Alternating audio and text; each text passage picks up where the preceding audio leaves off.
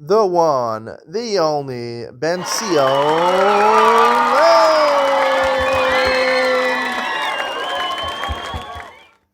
Good morning and welcome to Yeshiva YouTube, Just Daf It. Today we're doing Daf It Sotah, Daf It, number 34. A great share for you today. A share of a lot of Agadat. So get ready. Meraglim, crossing the Yarden. Everyone's favorite topic. So let's go. Lamed Dalet and Aleph at the top. V'chevan shenitbelu, the first words. V'chevan shenitbelu ragli kahuna kohanim b'mayim. We're talking about the crossing of the Yarden when they came into Eretz Yisrael. Once the feet of the Kohanim went into the water, Chazra Mayim La'achoreya, the water turned backwards. Shenemar Kvo Nose Aaron Ad HaYarden V'yamda Mayim HaYarden Milmala Kamu Neid Echad. When they came into the river, the water, which was going downwards, the Jordan River goes downwards, Kamu Neid Echad, it turned into one pile.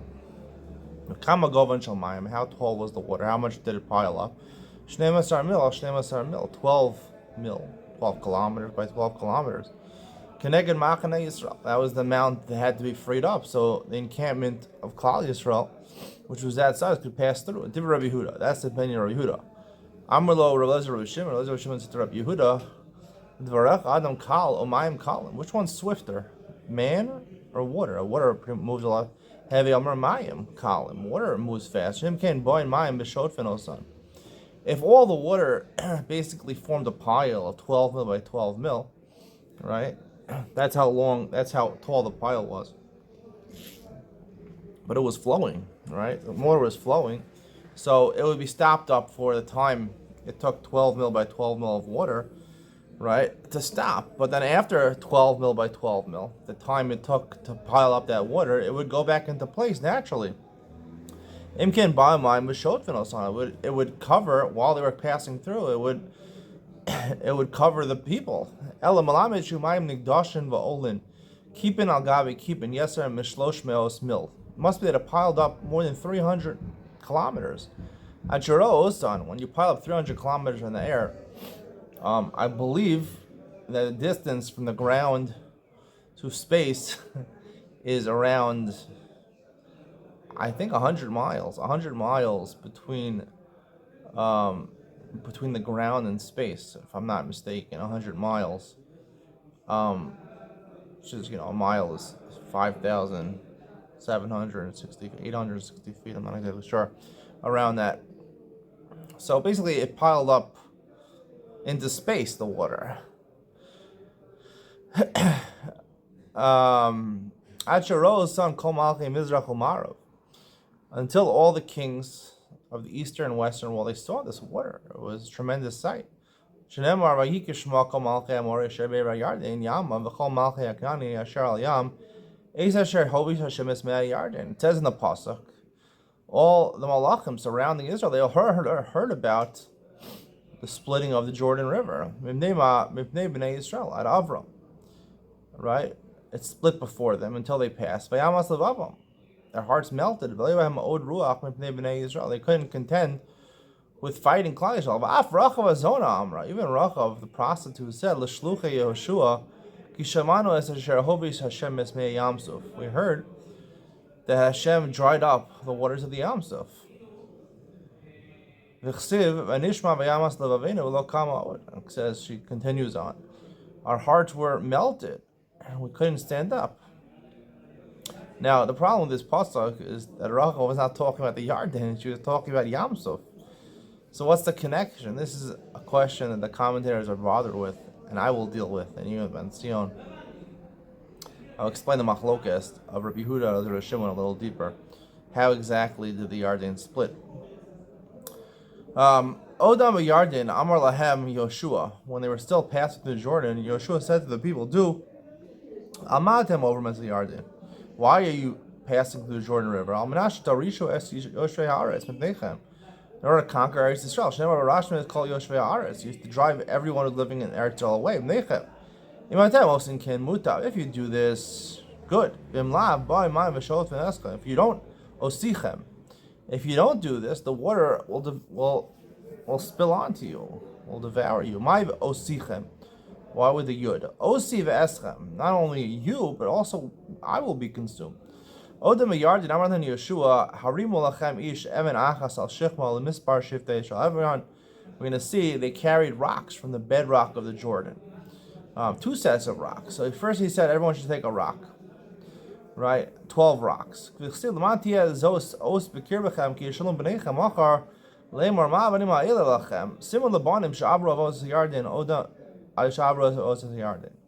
First they took 12 rocks and they put them at the bank of the Jordan when they crossed as a rock and left them there to show for future generations that the miracle of the water had split. Odem v'Yarden, well, it's still in the Jordan. Amar Len Yoshua, Sulachem mizem mitoch ha'Yarden matzav raglei ha'kohanim hachein shtei mesrei avanim. Another 12 rocks from the feet of the kohanim. Avartem osam imachem inachem osam malon. Asher talina bo alayla, and bring them all the way to the hotel that we stay at night after we cross the Jordan. Yachal b'chol malon malon. You might think they have to bring it to every hotel they stayed on their way into Eretz Yisrael. Tamalomar Asher talina bo alayla. Only you bring it to the first hotel, and that's where they erected them, near Har Grizim and Har Eval, and they wrote, like we just said yesterday, they wrote the Torah in Shivim Lashon on them. Amar Rav Yehuda Abba Chalafta, Rav Bar Masya, V'chananya ben Chachina, Amdu Alosan Avonim V'shiru, Kol Achaz V'achaz Shkula Karboim Sa. They figure out how much they each weighed. Each rock weighed 40 sa.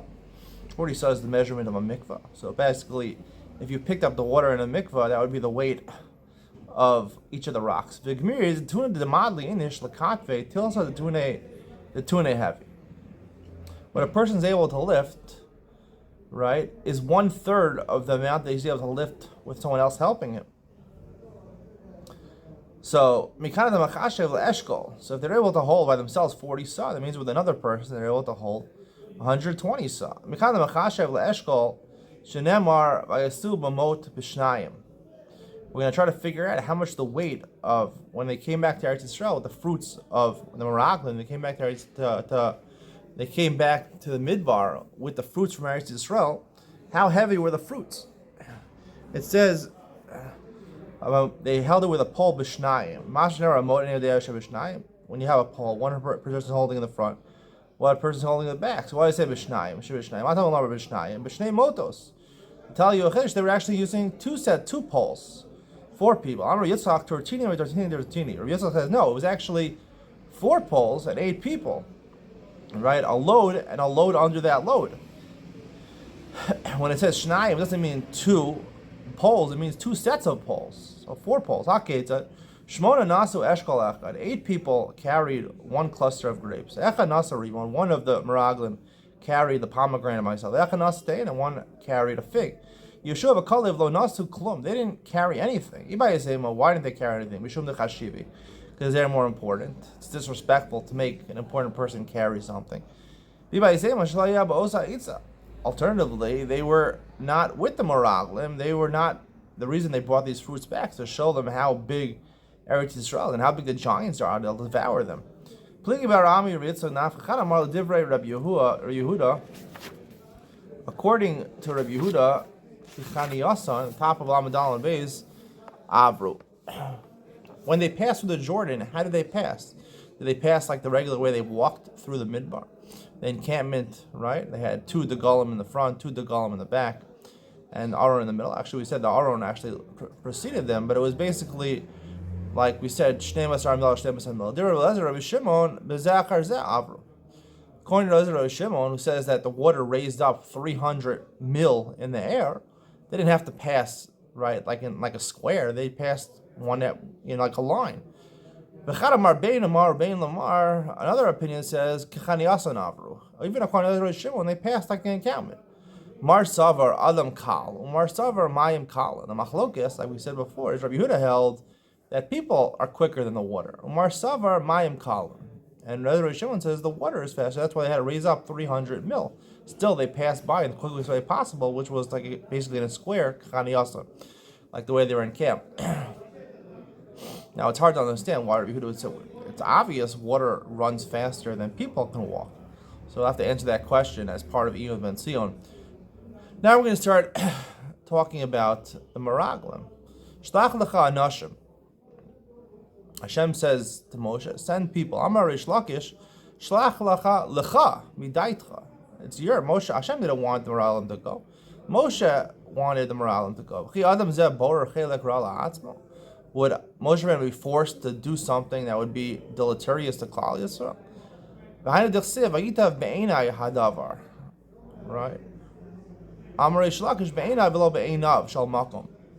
Moshe was happy with this idea of the Meraglim, but Hashem wasn't. They went to check out the land. They only, even when they started, they only meant to embarrass Israel. It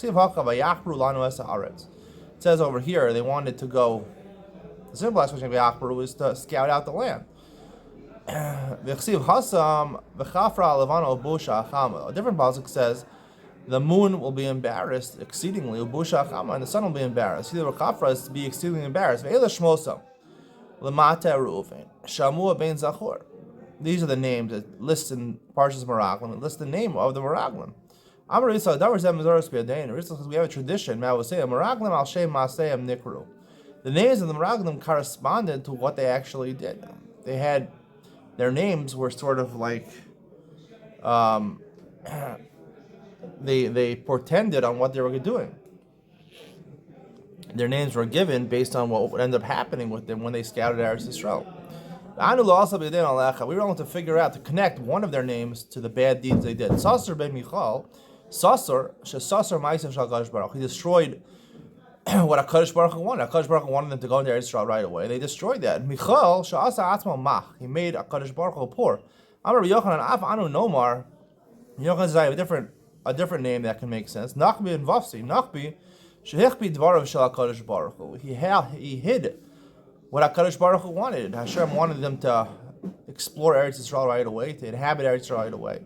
He hid that. Vasi Shapisa Al Midosav Shal HaKadosh Baruch Hu. He stepped on the attributes of Hashem. Hashem wanted to be generous and give right away. He stepped on that. They went in the Negev in the south first. That's in the singular. He came to Hebron. There were 12 of them. I should have said that they all came. Really, only one person was Kalev. He separated them. He went to Hebron where the Avos were buried, and he prostrated himself on the grave. He said, my forefathers, pray for me that I'll be saved from the evil inclinations of the Meraglim. This is, I think, the Ran, and Rosh Hashanah says this is the source that people go visit the Kvarim of Tzaddikim from Kalev. Yoshua Kvar Bikesh Moshe al Avraham. Yoshua, someone already davened for him. Moshe called Hoshea ben Yoshua. His name was Hoshea. Why do you add the Ka Yoshiacha Ma'atzim Meraglim? Hashem should save you. He was davening for him from the Eitzah, from the plan of the Meraglim.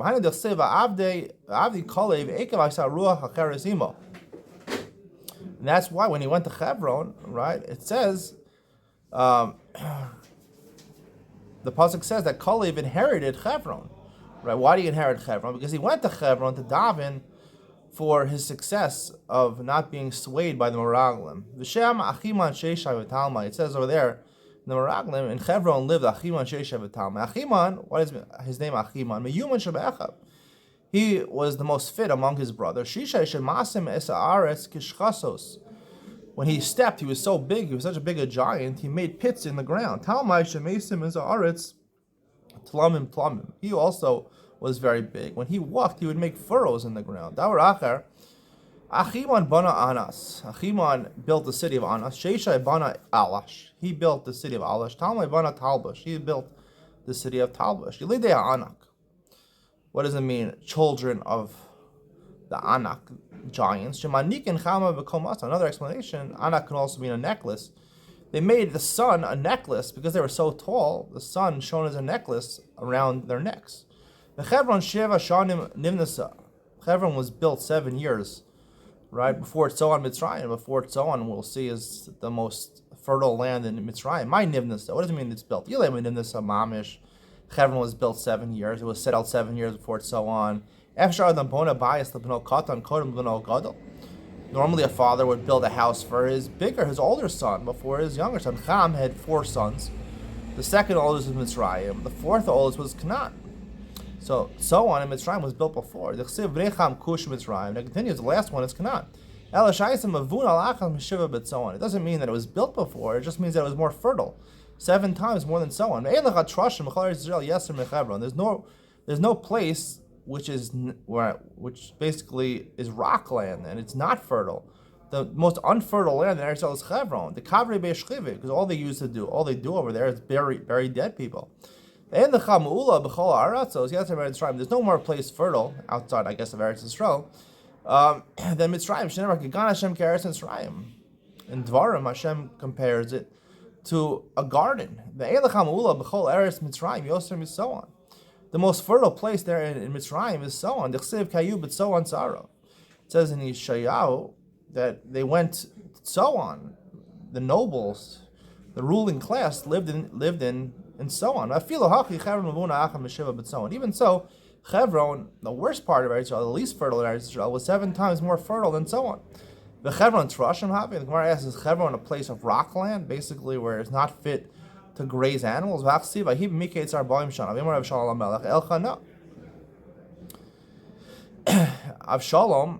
who was a Nazir, we learned in Masechas Nazir, after 40 years he went to cut his hair there in Hebron. He went to bring sheep, lambs from Hebron, right, to bring karbanos. The Tanya, right? We said he was a Nazir Olam for his whole life. Every 12 months, though, he was able to bring karbanos, naziros, to end his naziros and cut his hair. The Tanya Elim in Moab. We learned in Masechas Menachos, when you bring rams, the best place to bring them is from Moab. Kvasim in Hebron, the best place to bring sheep is from Hebron for a karban. Mina, I did the Klisha Ara Avda Raya Visham Shamin Kinyana. So the Gemara answers. You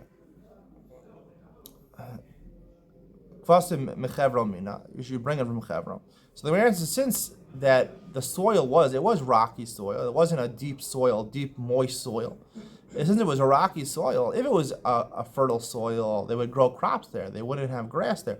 Since there was a lot of rocks there and it wasn't good soil, so therefore grass grew. They let the grass grow, and therefore the animals were able to fatten themselves over there, and that's why the kvasim, the lambs that grazed in Hebron, were the best for karbanos, the fattest for karbanos. We'll conclude today's shir over here. Stay tuned for Ian with Ben Sion, where I discuss this machlokes between Rabbi Yehuda and Rabbi Shimon about the nace, the exact miracle of the splitting of the Jordan River. Ian with Ben Sion coming up next.